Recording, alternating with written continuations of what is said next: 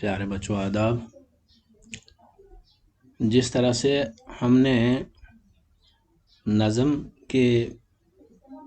میں جو بند دیے ہوتے ہیں ان کی تشریح کی، اسی طرح سے غزل میں جو ہے وہ شعر ہوتے ہیں، اور اسی طرح سے نثر میں جو ہے وہ اقتباس ہوتے ہیں، اور اس کا آسان کرنا مطلوب ہوتا ہے، اس کا سلیس کرنا جو ہے مطلوب ہوتا ہے۔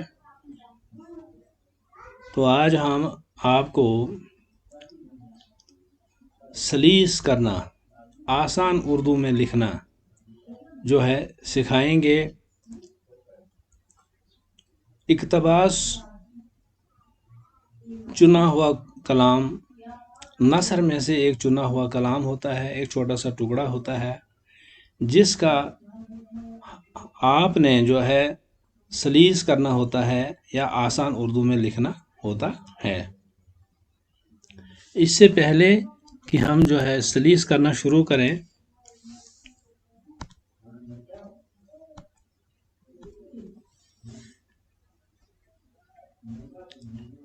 اس اقتباس میں کچھ مشکل الفاظ ہیں، جب تک ان کو ہم جان لیں، جب تک نہ ان کا آسان اردو میں جو ہے ان کا آسان کرنا آ جائے، تب تک جو ہے ہم اس کا جو ہے سلیس نہیں کر سکتے ہیں۔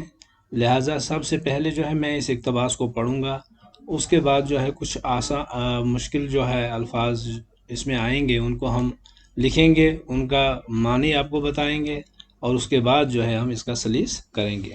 سب سے پہلے جو ہے ہم اس اقتباس کو پڑھیں گے کہ خلوت میں انہوں نے انسانی موجودگی کے مسائل پر استغراب کیا۔ آخر ایک شام جب وہ ایک عظیم الجثہ انجیر کے درخت کے تلے بیٹھے تھے، انہیں اس چیستان کے سبھی ٹکڑے باہم یکجا ہوتے محسوس ہوئے۔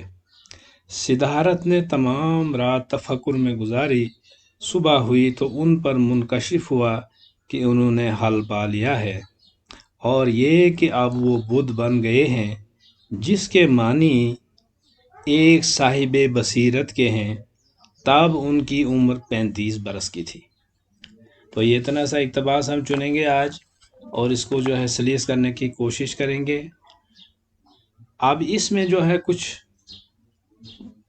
مشکل الفاظ جو ہیں ان پر ہم غور کریں گے۔ جیسے اقتباس تو میں نے آپ کو بتایا ایک چنا ہوا کلام ہوتا ہے، آپ کے نثر میں سے ایک ٹکڑا ہوتا ہے، اس کو سلیس کرنا جو ہے وہ آسان اردو میں لکھنا ہوتا ہے۔ مسائل ہوتا ہے سوالات، مسئلے کی جمع مسائل۔ استغراق جو ہے خدا کی یاد میں ڈوب جانا۔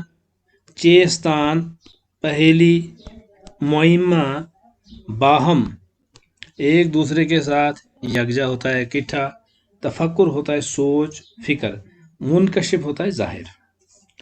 جس طرح سے ہم نے نظم میں آپ کو بتایا کہ جب نظم کے بند کی تشریح کی جائے تو ہم کو یہ معلوم ہونا چاہیے کہ کس نظم میں سے لیا گیا ہے اور اس کے مصنف کون ہے۔ اسی طرح سے جب غزل کی بات آتی ہے تو وہاں بھی ہم کوئی شعر کا پتہ ہونا چاہیے کہ کس شاعر نے جو ہے یہ شعر لکھا ہے۔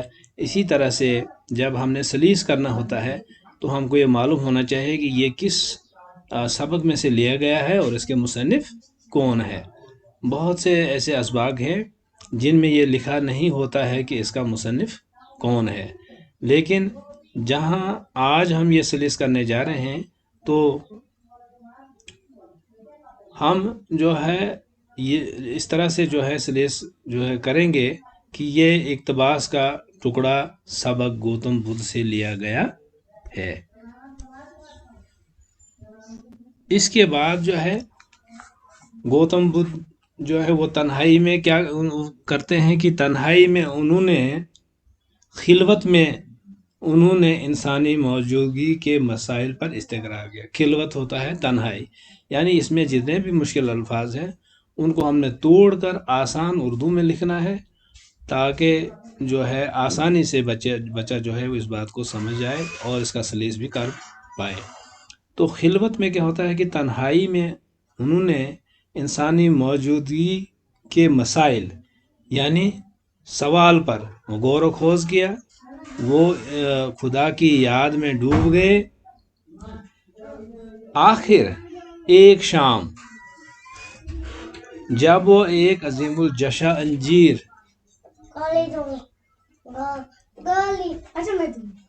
عظیم الجشا، ابھی ہم نے اوپر جو ہے وہ پڑھا کہ عظیم الجشا جو ہے ایک بہت بڑا جو ہے انجیر کا ایک بہت بڑا درخت.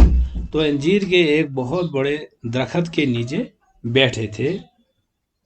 انہیں اس چیستان کے سبھی ٹکڑے باہم یکجا ہوتے محسوس ہوئے.